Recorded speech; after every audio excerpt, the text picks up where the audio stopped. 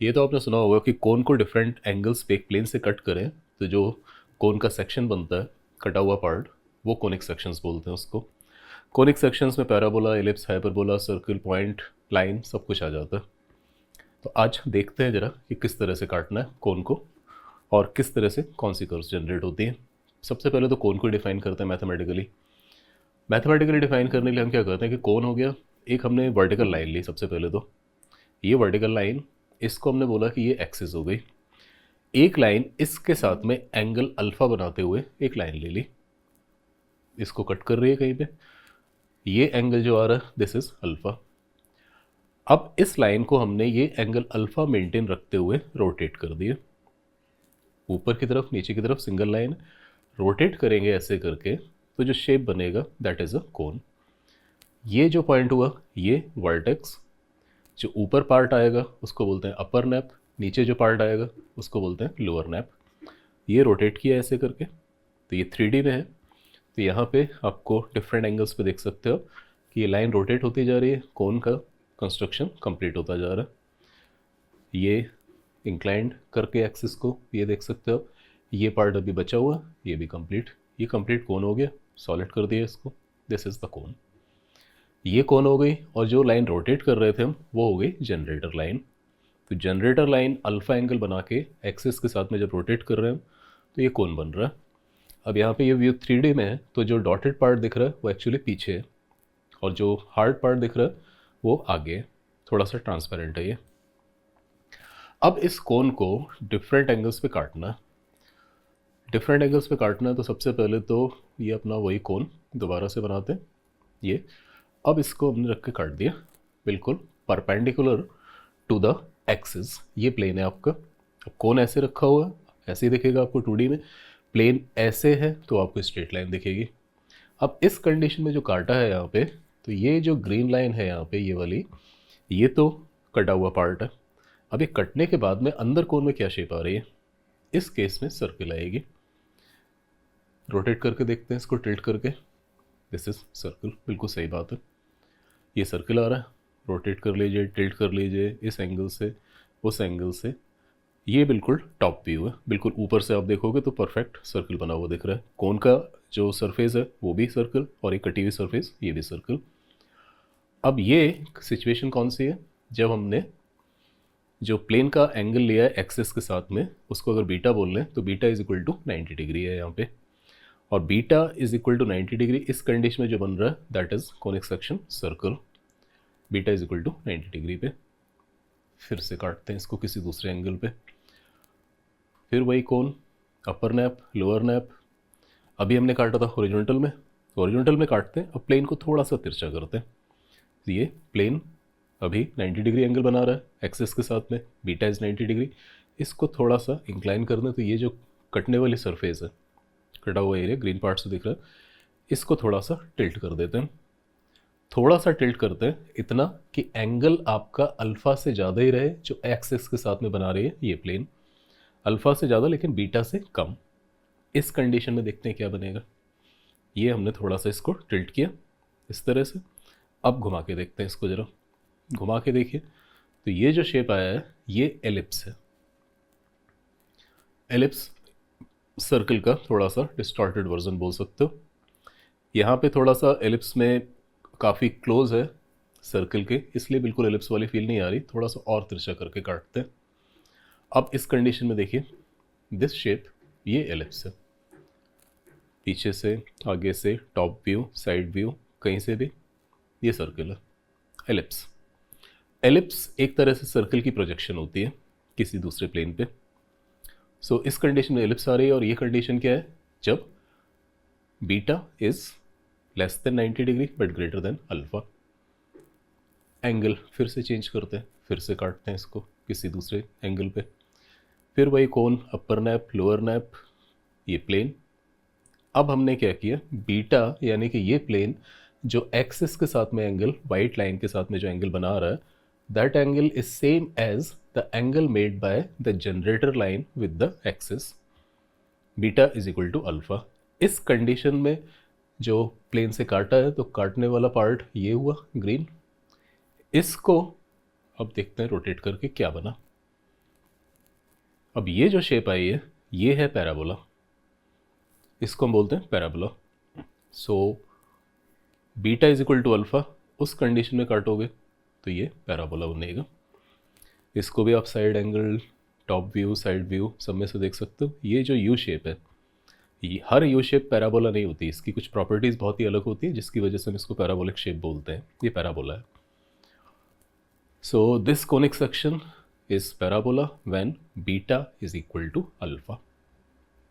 Okay, अब एक और एंगल से काटते हैं, एंगल थोड़ा सा अल्फ़ा से कम करते हैं। ये तो अल्फ़ा के इक्वल है। अब अल्फ़ा से कम करने के लिए फिर से हमने वही कोण लिया, अपर नैप, लोअर नैप। अब प्लेन हमने ये था, अब इसको हम बिल्कुल ही ऐसे अल्फ़ा से कम कर देते हैं। ये लाइन ऑफ इंटरसेक्शन आ रही है अभी, अल्फ़ा से कम कर दें अगर तो ये और टिल्ट और टिल्ट और टिल्ट और टिल्ट, ये तो अल्फ़ा हो गया एंगल लगभग। यस, इस कंडीशन में ये अल्फ़ा है, और ज़्यादा कम कर घुमा दिया, यानी कि ये एंगल अब अल्फ़ा से कम कर रहे हैं इसको। इस कंडीशन में देखिए ये जो पार्ट आ रहा है, एक यू शेप ऊपर आ रहा है, एक यू शेप नीचे आ रहा है। दैट डजेंट मीन कि दो पैराबोला बन गए। पैराबोला नहीं है ये हाइपरबोला है। और ये सिंगल कर्व है, ऊपर वाली ब्रांच एक अलग, नीचे वाली ब्रांच एक अलग। ऐसा नहीं कि दो पैराबोलास को आपने एक को इधर ओरिएंट करके रख दिया और एक को इधर ओरिएंट करके, ऐसा कुछ नहीं है। This is a separate curve. So conic section we are getting in this condition when beta is less than alpha, that is hyperbola. Beta is something positive, angle यहाँ पे ज्योमेट्री में पॉजिटिव ही लेके चलते हैं। So beta is something positive but less than alpha. इस condition में काटेंगे तो ये जो कोनिक सेक्शन आ रहा है, कोन का काटा हुआ section, that is a hyperbola. एक यहाँ पे और सिचुएशन हो सकती है कि अभी हम जो काट रहे हैं वो हम प्लेन ऐसा ले रहे हैं जो वर्टेक्स से काफ़ी दूर है। अगर वर्टेक्स से ही काट दें इसको, तो वर्टेक्स से काट दें अगर ये सिचुएशन, तो इस सिचुएशन में तो क्या मिल रहा है हमें, पॉइंट मिल रहा है। सिर्फ एक पॉइंट ही दिखेगा यहाँ पे। रोटेट करके देखें तो ये जो वर्टेक्स बोल रहे थे जिसको हम स्टार्टिंग में, केवल वही पॉइंट आएगा आपका। आप रोटेट करके देख लो इधर उधर, कुछ भी नहीं, सिर्फ एक पॉइंट। यानी कि point is also a conic section. बस यहाँ पे ये वर्टेक्स का वाला कोनिक सेक्शन आ रहा है, कुछ नहीं मिलेगा। अब ये प्लेन तिरछा कर दिया थोड़ा सा, वर्टेक्स से पास होते हुए दो पेयर ऑफ लाइंस आ रही हैं। Beta is equal to alpha और वर्टेक्स से पास कर दें तो एक सिंगल लाइन आएगी। बीटा की वैल्यू अल्फ़ा और ज़ीरो के बीच में कर दी आपने तो आपके पास पेयर ऑफ लाइंस आ रही हैं, यानी single line, pair of lines, point, circle, ellipse, parabola, hyperbola, ये सारे के सारे कर्व्स कोन को डिफरेंट एंगल्स पे कट करके बनाई जा सकती हैं। अब इसमें प्रॉब्लम ये है कि डिफरेंट एंगल्स पे कट करके कर्व तो बना लिया हमने कि पैराबोला, एलिप्स या हाइपरबोला, लेकिन उसको प्रैक्टिकली यूज़ करने के लिए उसकी प्रॉपर्टीज़ स्टडी करनी पड़ेंगी कि कहाँ पे काम आ सकता है। नेचर में ये कर्व्स ऑटोमेटिकली आती हैं। सुना ही होगा अपने प्लैनेट्स है वो एलिप्स पे, इलिप्टिकल पाथ पे मूव करते हैं, लेकिन वो सारा नहीं होता है। एक्चुअली ग्रेविटी इतनी स्ट्रांग हो जाती है सन के पास में जाके कि नियरेस्ट प्लैनेट है उसका पाथ गड़बड़ हो जाता है, जो फारदेस्ट प्लैनेट है उसका पाथ गड़बड़ हो जाता है। तो हमेशा इलिप्टिकल तो नहीं होता, लेकिन वेरी क्लोज टू एलिप्स होता है। पत्थर आप ऐसे करके फेंकते हो, जो प्रोजेक्टाइल का मोशन आता है वो पैराबोलिक आता है। सो स्टडी करने से ही काम चलेगा, और स्टडी करने के लिए हम ये नहीं कर सकते कि कौन लिया फिर काट के रखा फिर देखें उसको बैठ कर कुछ कुछ हम करने की कोशिश करें। तो हम क्या करते हैं, एक तरह से आप ऐसे समझ लो कि कौन को काटा, उसके ऊपर इंक लगाई, ऐसे करके स्टैंप मार दिया, कर्व बन गई पेपर पे। थियोरेटिकल बात है, बट कर्व बनाने के लिए पेपर पे इक्वेशन चाहिए हमें, प्रॉपर्टीज़ प्रॉपरली स्टडी करने के लिए। सो यहाँ पे ये सारी की सारी curves as a locus of a point भी डिफाइन कर देते हैं। Locus of a point define करें तो यहाँ पे एक बढ़िया सी प्रॉपर्टी होती है, फोकल डायरेक्ट्रिक्स प्रॉपर्टी। लेकिन उससे पहले ज़रा इस पर भी ध्यान दे लें कि अल्फ़ा बीटा के साथ रिलेट करें अगर इनको, जब कोन का जो पास हो रहा था वो वर्टेक्स से नहीं हो रहा था, उस कंडीशन के साथ रिलेट करने की कोशिश करें। तो कंडीशन क्या हुई है यहाँ पे, पहली कंडीशन थी कि बीटा अगर अल्फ़ा और 90 के बीच में है, यानी कि ये जो प्लेन बनाया था हमने ये अगर 90 और अल्फ़ा के बीच में है, तब तक हमें क्या मिल रहा है, सिर्फ एक पॉइंट। अल्फ़ा के इक्वल कर दिया एक single line, alpha is equal to beta straight line. Alpha is equal to beta पे हमें जब प्लेन यहाँ पे नहीं था तब हमें क्या मिल रहा था, पैराबोला। तो स्ट्रेट लाइन को हम क्या बोल देते हैं, एनालिटिकल के साथ कोऑर्डिनेशन बनाए रखने के लिए, कि straight line is a degenerated case of a parabola. Parabola से कोई लेना देना नहीं है, लेकिन कोन से ही बन रहा है और एक पर्टिकुलर एंगल पे जब काट रहे हो कोन को तभी बन रहा है, लेकिन वर्टेक्स से ही पास होने वाला कोन बना दोगे, ये प्लेन बना दोगे, उस कंडीशन में स्ट्रेट लाइन मिलेगी। तो कोरिलेट करते हुए हम बोल देते हैं कि straight line is a degenerated case of parabola. Alpha से कम कर दिया था हमने, जब एंगल पॉजिटिव है, अल्फ़ा से कम है, तब क्या मिल रहा है, pair of intersecting straight line. और अल्फ़ा से कम करने पे जब ये प्लेन वर्टेक्स से पास नहीं हो रहा था तब हमें क्या मिल रहा था, hyperbola. So pair of straight lines को हम बोल देते हैं कि this is the degenerated case of a hyperbola. अब आते हैं इस बात पे कि इक्वेशंस कैसे लिखें इनकी। इन सारे कोनिक सेक्शंस में एक कॉमन प्रॉपर्टी होती है। ये कॉमन प्रॉपर्टी क्या है जिसकी वजह से इसको हम लोकस की तरह डिफाइन कर सकते हैं कि conic section is locus of a point which is moving such that the ratio of its distance from a fixed point to its perpendicular distance from a straight line, fixed straight line, is a constant। यानी कि अगर आप plane में एक line बना लो और एक point बना लो और एक पॉइंट को इस तरह से मूव करते हैं कि उस पॉइंट की डिस्टेंस फिक्स्ड पॉइंट से और फिक्स्ड लाइन से दोनों से डिस्टेंसेस निकालें और उनका रेशियो हमेशा कुछ कांस्टेंट हो, तो जो पाथ बनेगा वो या तो पैराबोला, एलिप्स या हाइपरबोला बनेगा। हमेशा ही पॉइंट भी बनेगा, सर्कल भी बनेगा। यहाँ पे जो फिक्स्ड पॉइंट लिया है आपने वो तो हो गया फोकस, उसको हम बोलते हैं फोकस। जो फिक्स्ड लाइन ली उसको हम बोल देते हैं डायरेक्ट्रिक्स, और जो कांस्टेंट रेशियो है that is called eccentricity of the conic section. ये जो प्रॉपर्टी है ये सभी कोनिक सेक्शंस में आती है, सभी कोनिक सेक्शंस में है। इसको हम बोल लेते हैं फोकल डायरेक्ट्रिक्स प्रॉपर्टी। अब ये फोकल डायरेक्ट्रिक्स प्रॉपर्टी यूज़ करके अगर इक्वेशन निकालना चाहें हम किसी भी कोनिक सेक्शन की, तो बहुत सिंपल सा काम है। रैंडमली आपने एक पॉइंट मान लिया फोकस, अल्फा कामा बीटा हो गया, एक आपने डायरेक्ट्रिक्स मान ली, मान लो कि l x plus M Y plus n equal to 0, और एक्सेंट्रिसिटी को ई से डिनोट कर लेते हैं, एक्सेंट्रिसिटी ई हो गई। अब distance from point is equal to e times the distance from directrix, ये कंडीशन लगानी है। Condition general x comma y point लेके कंडीशन लिख दें अगर, तो ये कंडीशन बनेगी x minus alpha whole square plus y minus beta whole square square root distance from the point is equal to e times distance from the line. अब distance from the line निकालेंगे तो ये आ रही है। अब इसको simplify करने की कोशिश करोगे तो इसकी स्क्वायरिंग कर दी दोनों साइड, इसको क्रॉस मल्टीप्लाई कर दिया L square plus M square को, ये बन गई आपकी L square plus M square multiplied by this term. Right hand side में E square L x plus M Y plus N का होल स्क्वायर हो गया। अब यहाँ पे सिर्फ टर्म्स के टाइप देखो कि किस टाइप के आ रहे हैं। यहाँ पे एक्स स्क्वायर आ रहा है, यहाँ पे वाई स्क्वायर, यहाँ से स्क्वायरिंग करोगे तो इसका a प्लस बी प्लस सी का स्क्वायर करोगे तो ए बी वाला टर्म यानी कि l x into m y x y वाला टर्म भी आ जाएगा। इन जनरल ये इक्वेशन हमेशा रिड्यूस डाउन होके बनेगी आपकी second degree non homogeneous equation, that is of this format a x square plus 2hxy plus b y square plus 2gx plus 2fy plus c equal to 0। यहाँ पे ये constants जो है आपके है किस फॉर्मेट की, x square into something, y square into something, x y into something, x into something, y into something plus something equal to 0।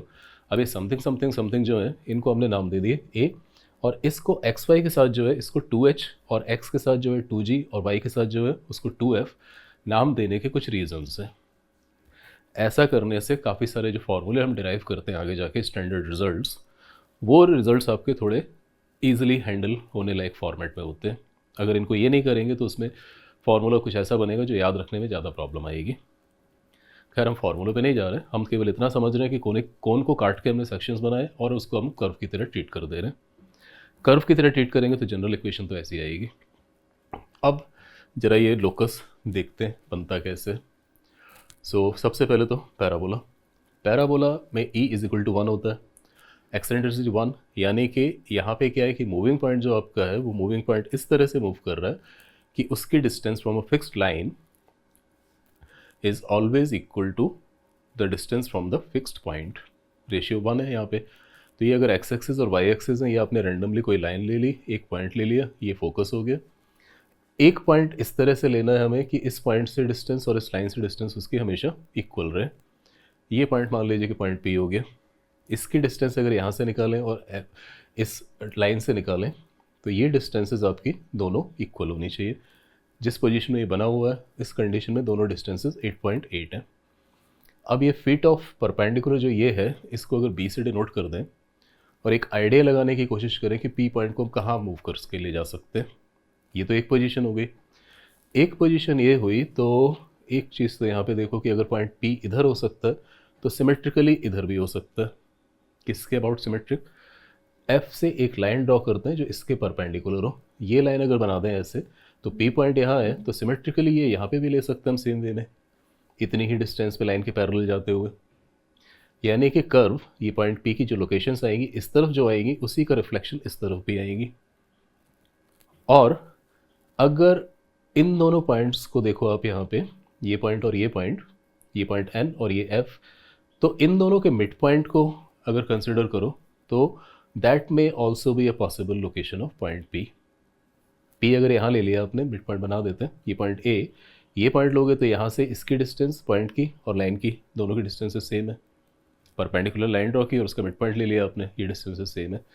यानी कि जो कर्व बनेगी वो इस पॉइंट से भी पास होगी और सिमेट्रिक तो होगी ही होगी इस तरफ। यहाँ पे अब ये एक लाइन इसके पैरेलल बना देते हैं, एक ए से पास होने वाली डायरेक्ट्रिक्स के पैरेलल ये लाइन। अब देखो इस लाइन के ऊपर कोई दूसरा पॉइंट नहीं ले पाओगे आप जो पी की पॉसिबल लोकेशन हो, क्योंकि यहाँ पे इस लाइन पे कोई भी पॉइंट लोगे तो उसकी डिस्टेंस इस लाइन से तो सेम ही रहेगी, पैरेलल लाइन से ये दोनों, तो डायरेक्ट्रिक्स से डिस्टेंस तो वही रहेगी लेकिन पॉइंट से डिस्टेंस चेंज हो जाएगी। दैट मीन्स इस लाइन के ऊपर कोई पॉइंट नहीं आएगा, इसके इधर कोई पॉइंट नहीं आएगा, पूरी की पूरी कर्व इसके ऊपर लाई करेगी इस लाइन के। ये पॉइंट कर्व के ऊपर आएगा। मूव करके देखते हैं पॉइंट पी को। यहाँ पे देखिए तो ये डिस्टेंस और ये डिस्टेंस इक्वल मेंटेन करके अगर पॉइंट को मूव कर रहे हैं तो ये कुछ पॉसिबल लोकेशंस इधर आ रही हैं और इधर देखो तो ये ए से पास होगा और इधर चला जाएगा सेम वे में। सो दिस इज पैराबोला। इसको सारे पॉइंट्स को ज्वाइन कर दें इस तरह से तो ये जो कर्व आई ये पैराबोला। इसको थोड़ा सा ठीक से बना देते हैं so that you can understand. ये दिस इज पैराबोला। इक्वेशन इस कंडीशन में निकालेंगे तो वो second degree non homogeneous format में ही आएगी, लेकिन हम इसको स्टडी करना है तो इसको स्टडी करने के लिए ज़रूरी नहीं कि आप इसको ऐसी पोजीशन में ही रख के स्टडी करो। आप ये जो लाइन आ रही है इसको एक्स एक्सिस मान लो, ये लाइन जो है वाई एक्सिस मान लो, फिर आप बनाओगे उस कंडीशन में, तब इसकी इक्वेशन बहुत सिंपल सी आएगी। Y square is equal to 4ax या x square is equal to 4ay depending upon your choice of orientation of x and y axis, positive किधर ले रहे हो नेगेटिव किधर ले रहे हो। सो जो पहले इक्वेशन लिखी थी मैंने वो उतनी गंदी इक्वेशन आपको हैंडल करनी नहीं होती एक्चुअली। लोकस इस तरह से आएगा। एलिप्स के केस में क्या हुआ? एलिप्स में e इज़ लेस देन 1, यानी कि यहाँ पे क्या है, distance from point, distance from the line से कम है, तो e की वैल्यू 0 और 1 के बीच में कुछ लेना है आपको। यहाँ पे भी वही एक axis, x axis y axis, एक रैंडमली लाइन ले ली, इसके करस्पॉन्डिंग एक पॉइंट ले लिया, ये f1 बोल रहे हैं इसको। एक मूविंग पॉइंट लिया हमने, मूविंग पॉइंट ये p से डिनोट किया, p की डिस्टेंस f1 से और p की डिस्टेंस इस परपेंडिकुलर, इस लाइन से परपेंडिकुलर डिस्टेंस, ये दोनों का रेशियो यहाँ पे जो ये फुट ऑफ परपेंडिकुलर मान लिया z, ये डिस्टेंस 3.38 है, ये 4.54 है, रेशियो 0.75 है, दैट इज़ 1 से कम। डिस्टेंस फ्रॉम पॉइंट ये कम है, डिस्टेंस फ्रॉम लाइन ये ज़्यादा है। ये रेशियो कांस्टेंट रखते हुए p को मूव कर दो। अगर ये कर सकते हैं तो जो p का पाथ आएगा that should be an ellipse. p को मूव करें अगर तो ये सिचुएशन है, ये डिस्टेंस और ये डिस्टेंस चेंज हो रही है बट उनका रेशियो दैट इज़ 0.75 ये मेंटेन्ड है। ये रेशियो मेंटेन करके जो कर्व बन रही है वो ये एग्जैक्टली वही कर्व है जो हमने कोन को कट करके बनाई थी प्लेन से। तो ये एलिप्स, अब यहाँ पे थोड़ी सी चीटिंग टाइप की हो गई है, लगता है कि ये एलिप्स का पूरा शेप ऐसा आ रहा है, ये लाइन इधर है, ये पॉइंट इधर है, इधर साइड ने क्या बिगाड़ा है भाई, ये पॉइंट इधर भी तो हो सकता था, लाइन भी इधर हो सकती थी। अगर आपको ऐसा लग रहा है तो यू आर बिल्कुल राइट, बिल्कुल सही सोच रहे हो। एक फोकस इधर भी होगा और एक लाइन इधर भी होगी, इसको ठीक करके बना देते हैं, ये सिचुएशन है। सेम एलिप्स हम तब भी बना सकते हैं जब एक लाइन इस तरफ ले लें, वही एक्स एक्सिस वाई एक्सिस, लेकिन अब लाइन हमने इधर ले ली, ये एक पॉइंट लिया। ये एलिप्स के केस में एक्चुअली दो फोकस होते हैं और दो लाइंस होती हैं, दो डायरेक्ट्रिसेस, एक फोकस के करस्पॉन्डिंग एक डायरेक्ट्रिक्स, एक फोकस के करस्पॉन्डिंग दूसरी डायरेक्ट्रिक्स। सो यहाँ पे इस फोकस के करस्पॉन्डिंग ये डायरेक्ट्रिक्स थी, अब ये सेकंड फोकस है इसी एलिप्स का जिसके करस्पॉन्डिंग डायरेक्ट्रिक्स ये है। फिर से हमने मूविंग पॉइंट लिया, दोनों से डिस्टेंसेस का रेशियो मेंटेन करते हुए मूव करा दो इसको, पॉइंट से डिस्टेंस, लाइन से डिस्टेंस। यहाँ पे ये डिस्टेंसेस इसको z डैश से डिनोट किया, ये डिस्टेंसेस आपकी 1.72 2.31 है, लेकिन रेशियो वही है सेम 0.75। अब अगर पॉइंट पी को मूव करा दें इस कंडीशन में तो ये जो पाथ बन रहा है ये एग्जैक्टली यही पाथ है, कुछ दूसरा नहीं बन रहा है, ये एग्जैक्टली यही पाथ है। सो ये पॉइंट्स का जो पाथ आ रहा है that is ellipse, again same ellipse in fact. ये कंप्लीट पाथ, इसको अगर ज्वाइन कर दें स्ट्रेट लाइन से, स्ट्रेट लाइन कर्व से, तो ये एलिप्स है आपकी, और ये सही करके बना दें तो ये दोनों एलिप्स सेम है।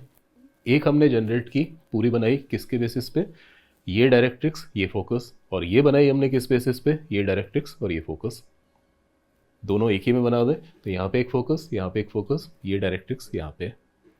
अब ये भी इस पोजीशन में है, ऑब्लिक पोजीशन में, तो इसकी इक्वेशन भी अभी आएगी तो second degree non homogeneous equation format में ही आएगी, लेकिन किसी ने नहीं कहा कि आप उसको लेके स्टडी करो एलिप्स को। आप ये सिमेट्री दिख रही है हमें यहाँ पे, एक लाइन यहाँ से बनाओ दोनों फोकस को ज्वाइन करती हुए, उसको एक्स एक्सिस मान लो, उस लाइन का परपेंडिकुलर बाइसेक्टर F1 F2 के बीच वाली पार्ट का उसको वाई एक्सिस मान लो, तो इसकी इक्वेशन रिड्यूस होके x square upon a square plus y square upon b square is equal to 1 बिल्कुल सिंपल फॉर्मेट में आ जाती है, और उसी को हम लोग स्टडी करते हैं नॉर्मली। ये second degree non homogeneous equation नहीं यूज़ करते हैं। एलिप्स को डिफाइन करने का अल्टरनेट मेथड भी है। एलिप्स को डिफाइन करने का अल्टरनेट तरीका क्या हो सकता है कि एक्स एक्सिस वाई एक्सिस तो ले ही लो आप, दो पॉइंट्स ले लिया आपने, एक इधर एक इधर, इनके बीच की कुछ डिस्टेंस होगी, फिक्स डिस्टेंस होगी, उस डिस्टेंस से ज़्यादा बड़ा एक स्ट्रिंग लिया आपने, धागा ऊन कुछ भी ले लो, घर में खेलना हो तो, दो पॉइंट्स पे फिक्स किया उसको और हैंग कर दिया, ऐसे ही छोड़ दिया, इस पोजीशन में रहेगी। ये एलिप्स नहीं है, ये डिफरेंट कर्व होती है, कैटेनरी होती है ये, आप एक स्ट्रिंग को ऐसे करके लटकाओगे, वो एलिप्स नहीं है ये। सो कुछ भी, ये तो इस स्ट्रिंग में हमने ऐसे करके पेन फंसाया और स्ट्रेच कर दिया इसको, इस तरह से स्ट्रेच कर दो कि ये जो अभी कर्व्ड आ रही है वो स्ट्रेट लाइंस हो जाए। तो एक पॉइंट लेते हैं इसके ऊपर, ये पॉइंट इसको लेके स्ट्रेच कर दिया इस तरह से, तो ये स्ट्रिंग एक पार्ट ए बन गया स्ट्रेट लाइन, एक पार्ट ए। अब इस स्ट्रेच्ड कंडीशन में ऐसे ही रखते हुए, जितना स्ट्रेच रख सकते हो उतना रखते हुए, इस पेन को मूव करा दो, पूरे पेन को मूव कराएंगे तो जो पाथ बनेगा that will be an ellipse. So ellipse को आप यहाँ पे ऐसे भी करके डिफाइन कर सकते हो, locus of a point which is moving such that the sum of its distances from two fixed points is always equal to some constant which is greater than the distance between the two fixed points. Ellipse, वही same ellipse है ये। अब आ जाते हैं hyperbola पे। Hyperbola focal directrix property के हिसाब से यहाँ पे एक्सेंट्रिसिटी 1 से ज़्यादा है, एक्सेंट्रिसिटी 1 से ज़्यादा है। एक पॉइंट लिया हमने F1, एक लाइन ले ली डायरेक्ट्रिक्स। अब आपको क्या करना है, एक मूविंग पॉइंट इस तरह से चाहिए कि जिसकी डिस्टेंस पॉइंट से डिस्टेंस जो है वो आपकी ज़्यादा हो as compare to distance from the line. ये पॉइंट P मूविंग पॉइंट, ये डिस्टेंस, ये डिस्टेंस, ये distance foot of perpendicular Z1, ये डिस्टेंस 7, ये 5.9, ये डिस्टेंस ज़्यादा है, दोनों का रेशियो मेंटेन कर लो। यहाँ पे रेशियो 1.2 मेंटेन कर रहा हूँ मैं। इस कंडीशन में इस पॉइंट P को मूव कराएंगे तो यहाँ पे और एक वियर्ड सी चीज़ होती है, जैसे ये मूव कराओगे आप तो ये पॉइंट्स तो आ ही रहे हैं इधर, ये रेशियो मेंटेन्ड है 1.2, डिस्टेंसेस चेंज हो रही हैं। इस कंडीशन में ये पार्ट तो आ ही रहा है, इधर पॉइंट्स आ रहे हैं ढेर सारे, कुछ पॉइंट्स इधर भी आएंगे ये कंडीशन सेटिस्फाई करने वाले। जैसे ये आधा पार्ट ये हुआ, इसका बाकी पार्ट जो आ रहा है वो इधर आ रहा है, इस तरह से। इधर भी पॉइंट्स हैं, इधर भी पॉइंट्स हैं, जो ये condition Pf1 is to Pz1 is equal to some constant 1.2 maintain कर रहे हैं। सो यहाँ पे जो कर्व आई है ये है आपका हाइपरबोला। ये हमने कब निकाला था, जब एंगल अल्फा से कम कर दिया और इंटरसेक्टिंग प्लेन है, वर्टेक्स से पास नहीं हो रहा, उस कंडीशन में कोन का जो सेक्शन आ रहा था दैट वाज दिस हाइपरबोला। इसमें भी एक वही बायसिंग से दिख रही है कि एक पॉइंट इधर है, एक लाइन इधर है, तो एक पॉइंट और एक लाइन इधर भी होना चाहिए, जिसकी वजह से ये बन जाए। बिल्कुल सही बात है। ये लाइन और एक पॉइंट यहाँ ले लो आप, इससे बनाएंगे अगर, तो ये पॉइंट पी मूविंग पॉइंट, इस कंडीशन में ये डिस्टेंसेस का रेशियो मेंटेन करते हुए चले तो ये डिस्टेंसेस 5 और 4.2 है अभी इस कंडीशन में। रेशियो मेंटेन इनका, पी पॉइंट को मूव करा दो अगर, तो ये जो पाथ बनेगा ये सेम हाइपरबोला बन जाएगा, क्योंकि एलिप्स की तरह हाइपरबोला में दो फोकाई हो गए और उनके करस्पॉन्डिंग दो डायरेक्ट्रिसेस हो गई, हर फोकस के करस्पॉन्डिंग एक डायरेक्ट्रिक्स। तो अभी हमने ये वाली डायरेक्ट्रिक्स और ये फोकस यूज़ किया था, अब हम ये डायरेक्ट्रिक्स और ये फोकस यूज़ कर रहे हैं। तो इस कंडीशन में, और ऐसा नहीं है कि एक फोकस और एक डायरेक्ट्रिक्स आप यूज़ करोगे तो आधा ही कर्व बनेगी इधर वाली और दूसरे फोकस और दूसरे डायरेक्ट्रिक्स से दूसरी बनेगी। कोई भी फोकस कोई भी डायरेक्ट्रिक्स ले लो आप, दोनों में से कर्व जो बनेगी आपकी पूरी ही कर्व बनेगी। इनफैक्ट ये दो ब्रांचेस वाले कर्व है, एक ब्रांच ये हो गई, एक ब्रांच ये हो गई। इसकी इक्वेशन अगर प्रॉपरली एक्स एक्सिस और वाई एक्सिस चूज़ करने के बाद लेंगे तो इसकी एक्सिस ऑफ सिमेट्री ये हो गई, इसको आप एक्स ले लो, और F1 F2 का परपेंडिकुलर बाइसेक्टर उसको y ले लो, तो ये इक्वेशन रिड्यूस होकर आ जाती है x square upon a square minus y square upon b square is equal to 1। तो इसको भी हम सिंपल इक्वेशन के फॉर्म में लिख के स्टैंडर्ड पोजीशन बोलते हैं उसको, और उसी पे हम प्रॉपर्टीज़ वगैरह सब एनालाइज करते हैं जो भी है। बोथ कर्व्स आर सेम, दोनों कर्व सेम है। यहाँ पे हमने ये बनाई थी ये डायरेक्ट्रिक्स ये फोकस लेके, और यहाँ बनाई है ये फोकस ये डायरेक्ट्रिक्स लेके, दोनों कर्व सेम है। ये तो 3 कोनिक सेक्शंस हो गए। अब ये जो डिजेनरेटेड केस थे वो कैसे बनेंगे? वो बनेंगे ऐसे कि आपने जो पॉइंट लिया वो एक लाइन के ऊपर ही ले लिया, जैसे ये लाइन है इसी के ऊपर आपने एक पॉइंट ले लिया। जो अभी हम फोकस और डायरेक्ट्रिक्स अलग करके बना रहे थे, अब डायरेक्ट्रिक्स के ऊपर ही हमने फोकस ले लिया। इस कंडीशन में क्या होगा? अब इस कंडीशन में अगर आपको इस मूविंग पॉइंट P इस तरह से लेना है कि उसकी distance from point and line दोनों सेम आ जाए, यानी पैराबोला बनाने की कोशिश करें, तो उस केस में कुछ नहीं बनेगा, सिर्फ एक स्ट्रेट लाइन बनेगी, इसके परपेंडिकुलर लाइन बना लो एक, उस पॉइंट के ऊपर आप पॉइंट लोगे तभी ये सिचुएशन पॉसिबल होगी कि इस पॉइंट से और इस लाइन से डिस्टेंस सेम है। तो by definition that is parabola, लेकिन कर्व तो बनती नहीं है, स्ट्रेट लाइन बनती है इस तरह से। इसको हम क्या बोलते थे? ये डिजेनरेटेड केस ऑफ पैराबोला हो गया। एक पॉइंट को इस तरह से मूव करना कि उसकी डिस्टेंस इस पॉइंट से कम रहे as compare to distance from the line. Distance from point कम है यानी कि एक्सटेंसिटी 1 से कम रखेंगे अगर, यहाँ पे पॉसिबल ही नहीं है। आप इस पॉइंट से यहाँ पे कोई पॉइंट लोगे तो उस पॉइंट की डिस्टेंस यहाँ से निकालोगे तो ये पॉइंट से डिस्टेंस ज़्यादा आएगी लाइन से कम, लेकिन पॉइंट से डिस्टेंस ज़्यादा आ जाए लाइन से कम पॉसिबल ही नहीं है। जबकि रिवर्स कर दो अगर कि लाइन से डिस्टेंस पॉइंट से डिस्टेंस ज़्यादा है और लाइन से कम, और वो रेशियो कांस्टेंट अगर मेंटेन कर लो, तो इस कंडीशन में जो बनेगा that is pair of straight lines. इस तरह से ये डिजेनरेटेड केस हो गया हाइपरबोला का, और पॉइंट तो है ही, बना ही सकते हो। So this is how we get conic sections. ये डिजेनरेटेड कोनिक्स हो गए आपके। Conic section circle, ellipse, hyperbola, parabola, वहाँ तक तो ठीक है, समझ में आता है नॉर्मली, लेकिन कोनिक सेक्शन हम सर्कल को काउंट नहीं करते। पैराबोला, एलिप्स और हाइपरबोला को बुक्स में कोनिक सेक्शंस की तरह ट्रीट करते हैं। Circle is a separate chapter, point and straight line that is separate chapter. That's it.